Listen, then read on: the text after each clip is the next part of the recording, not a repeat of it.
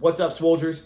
Thank you for joining me on this video today where we're going to break down the 2024 Rogue Invitational Strongman and first ever Strongwoman competition that was just held in Aberdeen, Scotland.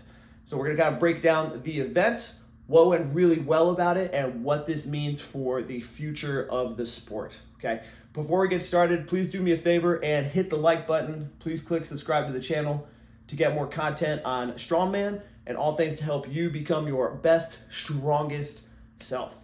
So this weekend was an unbelievable competition that I was lucky enough to be there in person for in Aberdeen, Scotland. Rogue did an awesome job with the venue. This was held at the P&J Live Center, an indoor arena, and this was a great move in my opinion. The last 2 years it was at the Dell Diamond in Austin, Texas. And then before that, when there wasn't even Strongman in the Rogue Invitational yet, it was held at Columbus, Ohio at the Rogue Warehouse. Now, one thing that's really cool is, the Dell Diamond, where it was in previous years, is just an open air baseball field. So when you have that, as opposed to this weekend, where it's an indoor arena, the crowd really helped amplify this whole event because the stage was very cool. The lighting, production, the floor layout was very attractive and gorgeous, and to put a real good spotlight on all of the athletes. So that means you get the crowd more into it, which allows the athletes to build off that energy that they're creating. When you're in like an open air arena, it just doesn't have the same sort of vibe and effect where everything kind of amplifies off each other. So just venue alone, I don't know if this came across on the stream as well as it did in person, but it was electric in there. It was such a cool atmosphere and environment that Rogue gets a lot of points for that because that was just really special. Now, Rogue has improved this competition every single year. This is only the 5th year that they've done the Invitational, and it would be the 4th year for Strongman and 1st year for Strongwoman. So this is important to talk about because every competition has like a growing and learning curve, and Rogue did a really good job on capitalizing, or rather learning from their mistakes of the past year. So let's kind of talk about what those were. Rogue always does a good job of trying to build spectacle in their Strongman events. They very famously have built the Wheel of Pain, right?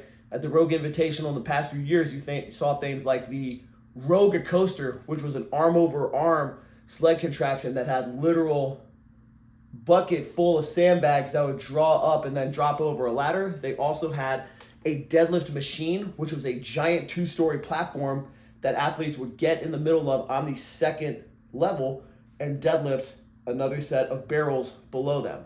Now, what was not really that good about that though is athletes seemed to have a weird time finding the positioning. There was something about the way that it was built where some of your best deadlifters could not really figure that out, and it left for sort of a lackluster performance and overall flow of the event because of that. I'm not sure exactly why, but it just felt a little off.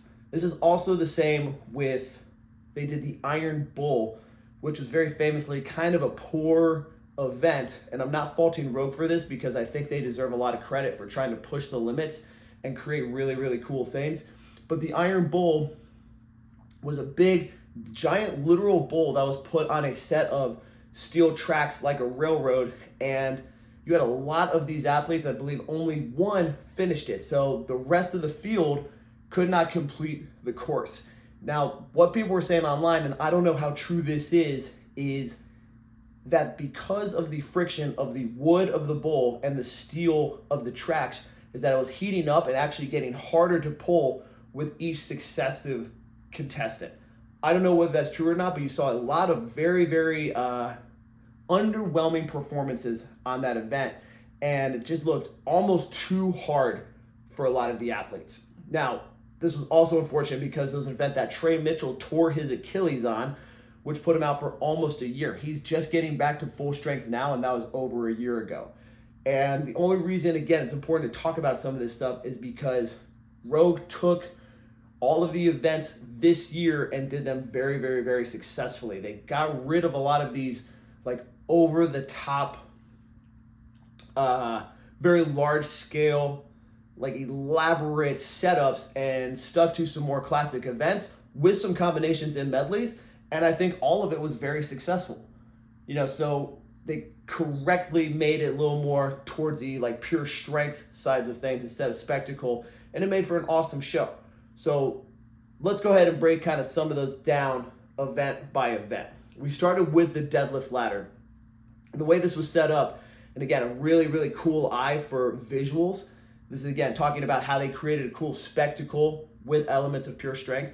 They set out 9 deadlift bars in order with set weights. So as an athlete, you would have 3 attempts at a 1 rep max.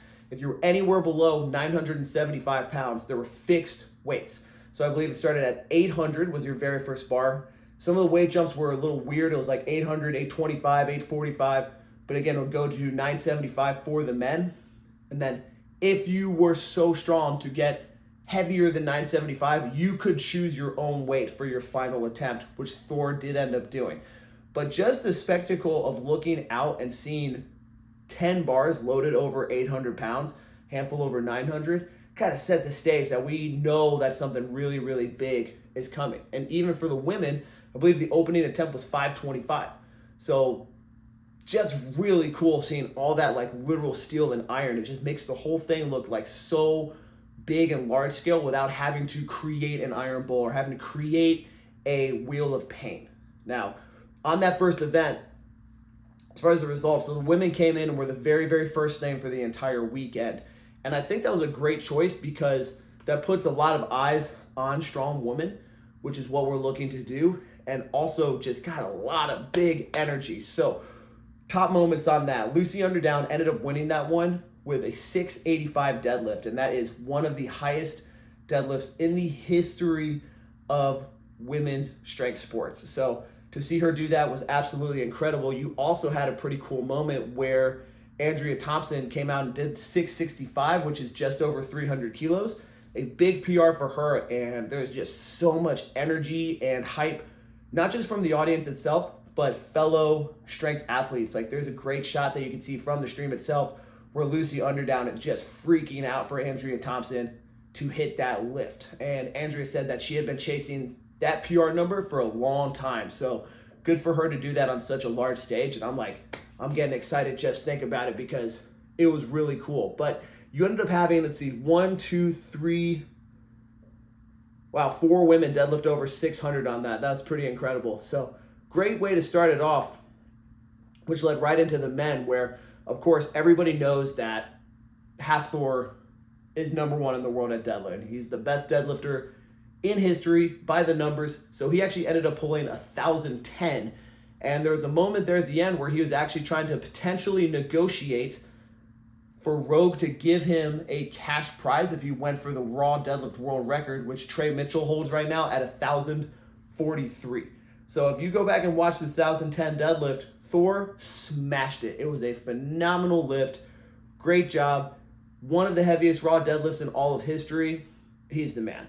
So he took first in that event. Rogue did not agree to what he was trying to configure for that record attempt, and that's okay. But also for him as an athlete, it was the correct move so he could have as strong of a performance in the rest of the competition. So he skipped his 3rd attempt and went on, finished in first.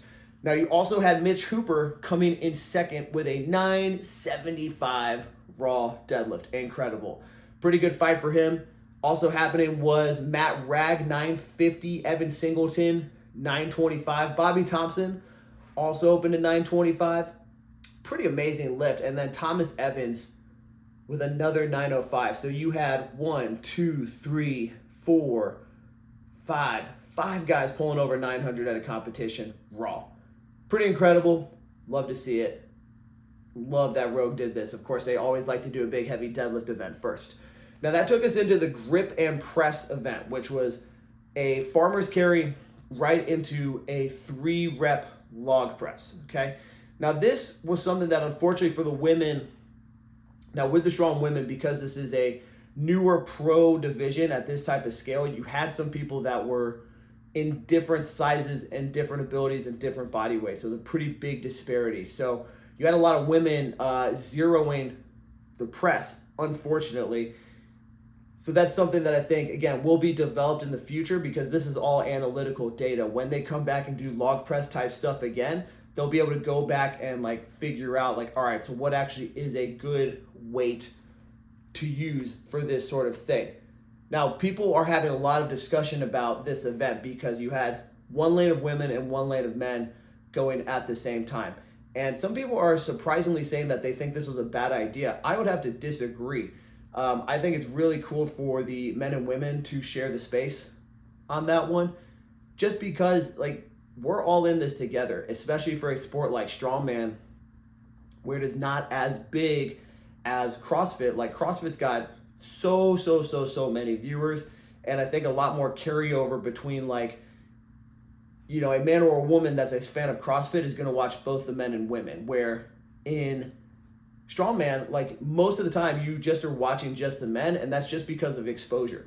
So because we're giving this platform to women to go at the same time as the men, I think it's going to really help grow the sport to many different areas of people that, you know, don't know that women can do this at such a high level. So I really like seeing that, even though it's unfortunate that a lot of the women were not doing very well on the press portion. Okay, so you had Inez Carrasquillo ended up winning that one, smoked it, got her all the reps in about 36 seconds. She is the women's log press record holder, so she was a shoo-in to win that one.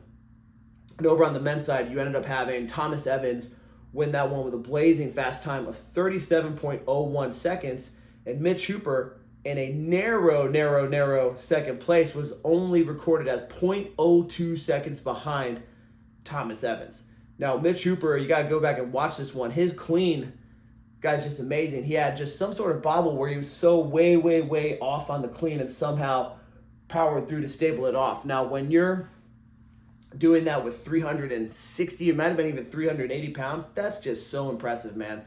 Just things like that where a lot of other competitors would have just like completely like dropped it and tried to reset. But, you know, that's what makes somebody like that a total champion, is his ability to power through even when things get, you know, little off course or like out of plan, right? Now, the thing that other people are talking about here too is Hafthor Bjornsson just cannot seem to get his pressing in order after that pec tear and after his return to Strongman. So his 9th place finish here cost him a lot of points. Now, spoiler alert, Hafthor did end up coming second in the entire competition, but that really sank him. So it was a big time coming from behind all weekend long fight for him. After coming in first in the deadlift ladder, the very next event, he got second to last. So pretty tough. But overall, really fun event. I like having a combination of two classic events. Rogue did the yoke into the log previously, and this year it was the farmers into the log. So just good. It's just a good test for all the athletes. Now, next that was followed with the Inver Challenge, which was also the debut of the buzzer. Okay, so if you did not see this, I'm sure you have by now. The way that Rogue was finishing some of these events is they were going to have the athletes literally reach out and tap a buzzer to end their time and end their round.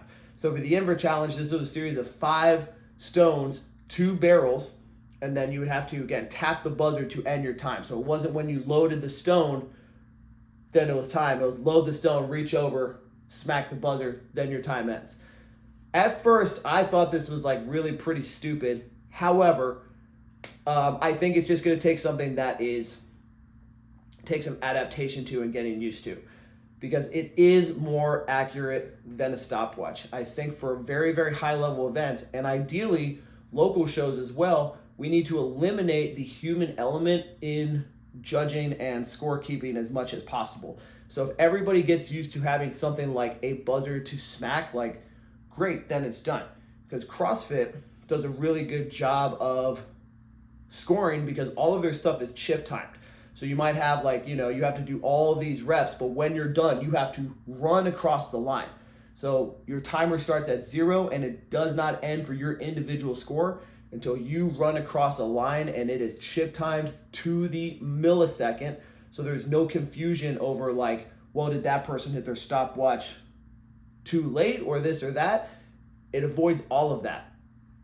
So I have to give credit to Rogue for trying to innovate and bring that up. And I think that it is a good system that will be developed and improved as time goes on. Now the Inverstone, that event was really cool because it was a nod to the actual series of Inverstones and natural lifting stones in Scotland. These were fabricated stones that were carved and molded to be in the same shape as the Inver and the Invercog stones, which are about an hour and a half away in Braemar, Scotland, at the Braemar Highland Games Centre, which, if you don't know, have been historic stones that have been lifted for over 1,000 years by many, many different people as a test of strength. So just kind of love to see good old classic events. This was a no tacky event. Love to see that. They were allowed tacky towels, but just an awesome display of pure strength. So for some people, this is a less than exciting event, but for somebody that's like a real pure fan of Strongman, this is a nod to classic events and a big nod to Scotland, who is the host of this competition. So I really loved the event overall. The only kind of note that I would want to say on this is, well, two things really, is Hafthor Bjornsson continues to crush it on the stones. After 3 events, he had a first, a ninth, and a first. So it's cool to see Hafthor maybe back at pretty close to full strength, but I don't think he's going to be winning any of these shows unless he gets that pressing in order. And I don't think that he's going to be able to do that fast enough to catch up to the rate at which Mitch Hooper is improving. That being said, a lot of people call Tom Stoltman the king of the stones, but ever since Thor came back, Thor keeps beating him at stone events. So I'm not throwing anything out there, but just food for thought, because Thor's a machine. Love to watch that guy. Absolutely incredible. So Tom Evans, this was really a bummer. Tom Evans had one of the best performances of the entire weekend. He did finish in 6th for the whole event, but in this one he finished 10th because he got up to his 3rd stone, or maybe it was his 4th one. As soon as he went to pick it up, he immediately grabbed his elbow, forearm, and bicep, which he did already have a wrap and a compression sleeve on before starting some of these things. So I just hated to see that, because Tom Evans was doing really, really well with that 905 deadlift and a first in that grip and press event immediately before it. So who knows what this guy could have done, otherwise. Really just a bummer and a disappointment. On the women's side, you had Inez Carrasquillo win that one again, followed by Angelica Jardine, who, hats off. Angelica moves really, really, really well, man. She moves great for a woman of her size. Just incredible. Luciana down 5th.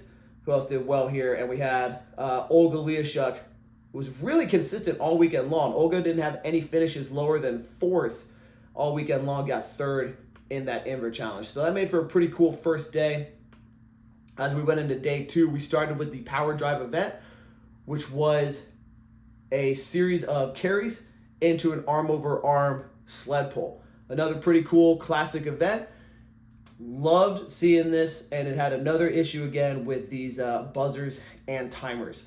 So when you would finish the arm-over-arm pull, you'd have to reach over, smack the buzzer again. There's a few little differences here and there about who, some people would forget to go over and reach the buzzer, but I would have to say it did not seem to affect anybody that much. So I look forward to seeing the development of that type of timing technology in sports, because it's kind of unacceptable, in my opinion, for professional level competitions to be timing things by stopwatch and by hand. So while it was a little clunky in this round, it's going to improve. Power Drive, really great event. I think there always needs to be one good cardio conditioning, big push type event on that. So love to see it. It was really, really cool. Great job, Rogue. That was followed up by the yoke escalator. Now, this was an interesting one because I felt like the idea here was excellent. It was a yoke into power stairs. And for the first time that I've ever seen this, they actually had 5 lanes next to each other where they would have 5 athletes go at a time, run down on the yoke into a series of 3 power stairs. Really cool. You saw a lot of these athletes finishing, though, in the mid 30 seconds. So I maybe would like to see that done a little heavier, because while some of these people were having poor performances on things like the log or, even the invert challenge previously, most people did really, really well very quickly on the yoke escalator. And that's just, again, these are all data points. So if they're going to ever revisit this, they're going to come back and make this much, much, much faster. I love the fact that they had all 5 athletes together. And this time they also had the buzzer once again, smack, but it was at the top of the 3rd step. So I actually think this was a very, very good use, where it was directly in front of the athlete. There's kind of no question. All you had to do is drop, boom, right in front of you, instead of having to run over to the side and, reach over this, reach over that. Thought the buzzer was a great, great, great job on that one. It was really well executed and well done. I just love the idea of doing a yoke into power stairs. Those are 2 of my personal favorite events. Really cool to see it in person. Would like to maybe see something a little heavier if they're ever going to do that again. But really not too much to say there.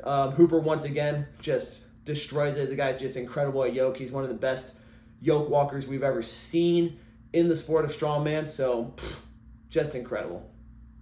Followed up by the final event, the circus medley. This was a heavy kettlebell press into a circus dumbbell into 2 axles. Just a cool event. I mean, this is a good way that Rogue was able to do some classic elements of strongman, but make the objects themselves like pretty spectacular. So big kettlebell, really awesome. And you had a lot of people really struggle with that kettlebell, which I thought was interesting. And to be honest, I would love to see those big heavy kettlebells come back again, because it's a newer element to the sport of strongman, but it's not so weird and like crazy that it couldn't be replicated and it couldn't be trained for globally and universally, right? The axles themselves too, the big, huge globe ends, it just looks cool, man. It's not anything that's so different. It's still an axle, big globe ends, really amazing stuff. Most athletes did pretty well on this. One of the coolest moments of the entire event was Luke Stoltman finished this in really good time. He ended up winning this event. So for him to come out and crush this as the final event in front of the home audience in Aberdeen, Scotland, was a really hype moment. The crowd went absolutely nuts on this one. It was just so great to see.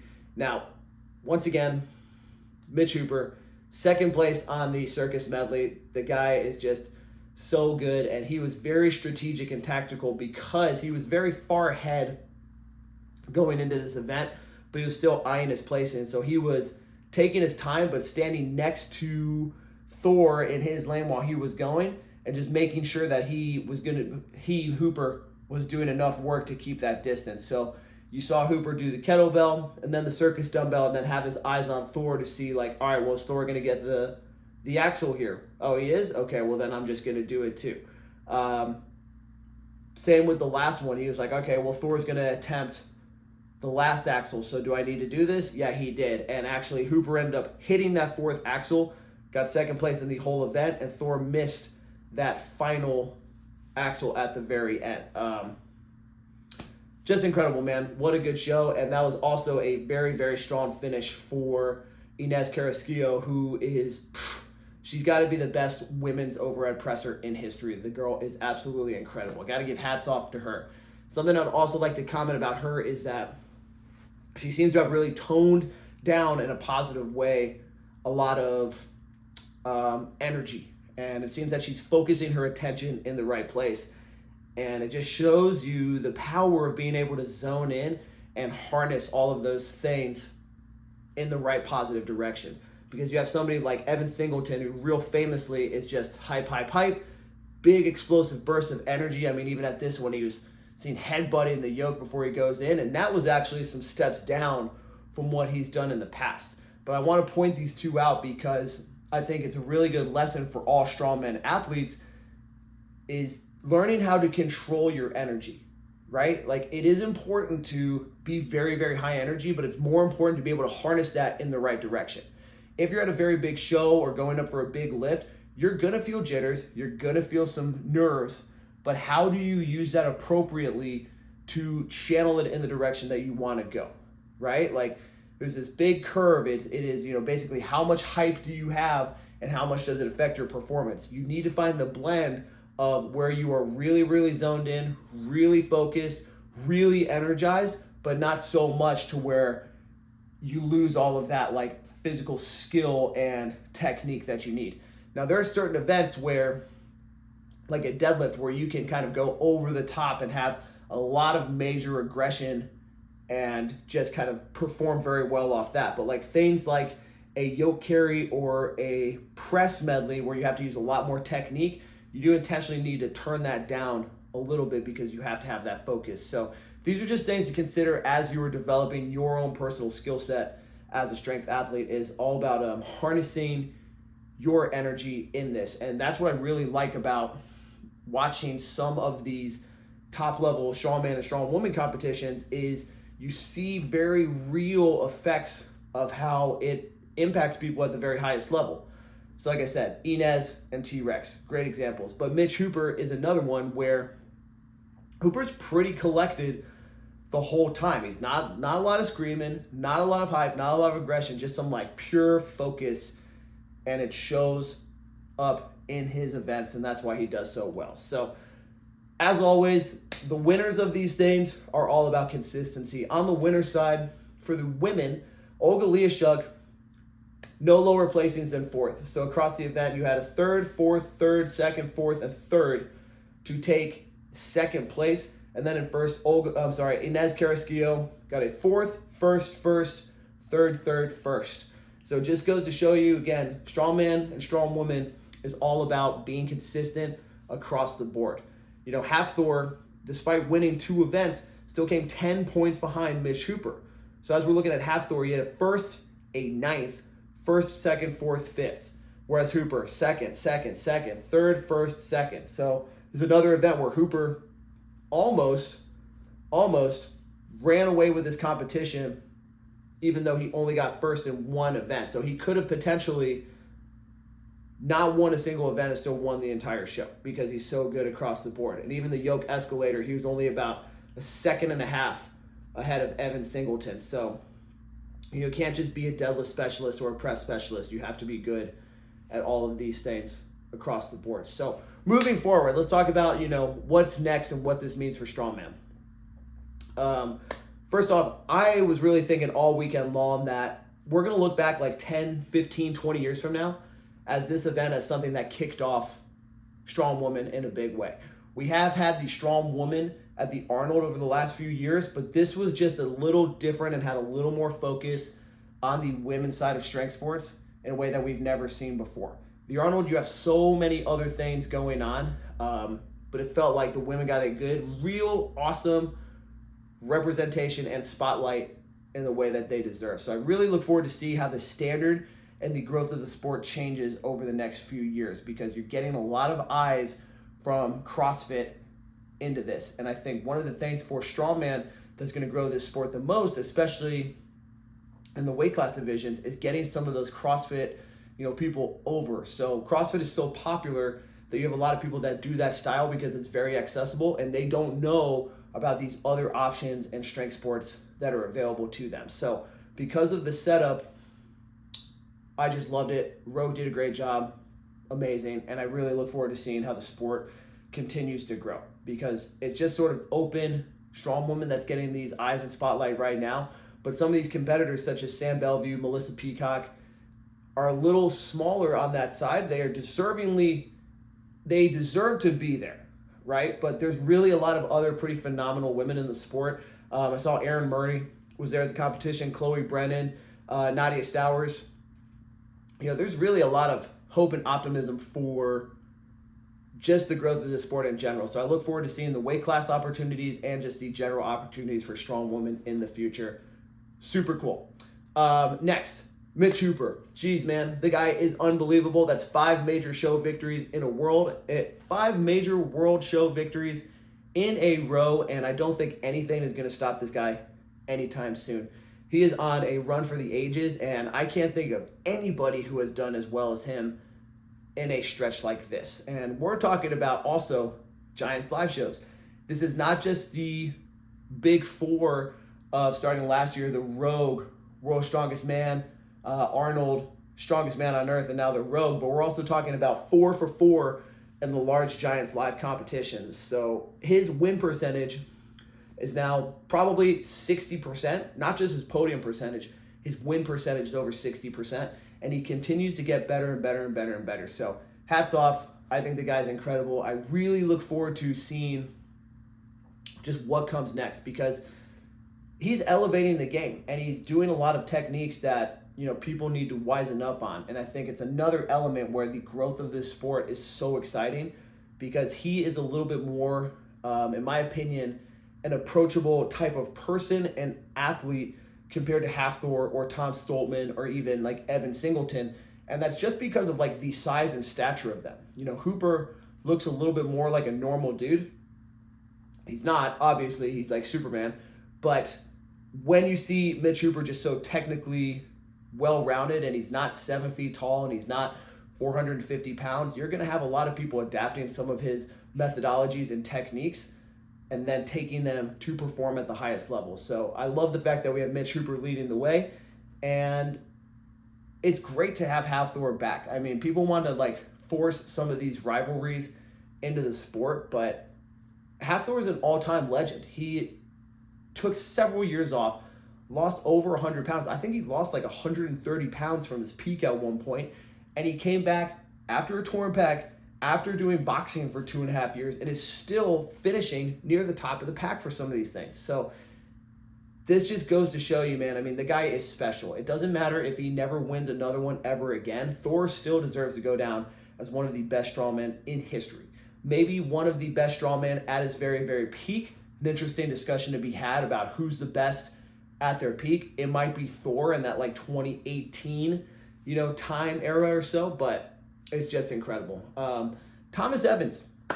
Boy, I tell you what, I think Thomas Evans is somebody to watch for the next couple of years, because he is pretty dang consistent across the board. He's really, really good. I hope that he gets his bicep and elbow healed up, but he's an absolute stud, and I really think that if healthy, he's got a lot of damage to be done. I mean, he's somebody who could podium at a World's Strongest Man in Arnold. He could have podiumed at this show if he didn't have his injury on the invert stones. He also had a poor performance on the power stairs because of getting that, you know, pull up, but we'll see. We'll see. Otherwise, just loved it. I loved the show. I mean, selfishly, I wish I could have seen 15 people in that lineup, because there's so many good athletes now. That was incredible. But that's that. I mean, again, this is just really fun. I love talking about the Rogue. I love the sport of strongman. It's really an amazing thing. And we're in one of the most explosive growth periods that the sport has ever seen. I mean, if you've made it this far in this video, like, you know it because you're in it. Like, if you are competing or just paying attention, we've never had it this good. And I continue to look forward to better shows, not only at the professional level, but the local and regional levels as well. And just who knows what type of innovation and athletes we're going to have over the next coming years. So that is my full recap of the 2024 Rogue Invitational. If you have any thoughts, feelings, comments, questions, concerns, I would love to hear from you. Please drop a comment down below. You can always direct message me on any of my socials. It's all at Stephen M. Coyne on every single channel: X, Instagram, Facebook, anywhere you want to get at me. Let's chat. And as always, stay strong and have a championship day.